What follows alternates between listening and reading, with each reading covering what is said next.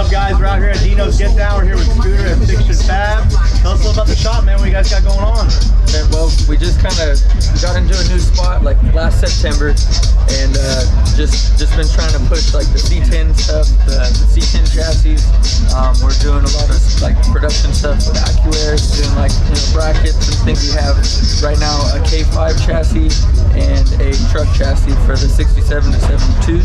This is our production chassis for the K5. It's running a 6.0 480 from LS Swaps on IG.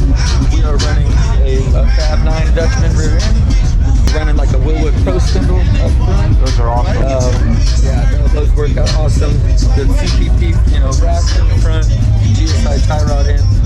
I mean, it's super solid front setup. Everything on this thing is 1/4 inch or more. It looks beefy, man. And it's gotta be beefy too. Yeah, you gotta set up for the test. Definitely a sturdy foundation. Good. For sure. Yeah, it looks awesome, man. I love how you guys did the back. I mean, that came out really good. Yeah, no, it's definitely a unique setup. I mean, it almost looks like some lower A-arm kind of thing. It does, yeah. But that's just kind of how it ended up, by trying to gain as much real estate and room as you can.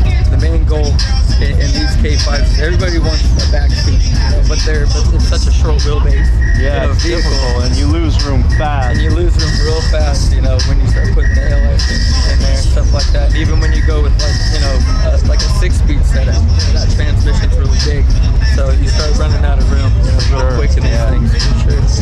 We're on IG, Facebook, so you can find us, fiction_fab on IG, and it'll pop up Jack Britt. That's my boss. So, yeah. Cool. And that's where you can find it. Awesome, and we're, man. Fiction Fab, Bakersfield, California. Awesome. I appreciate you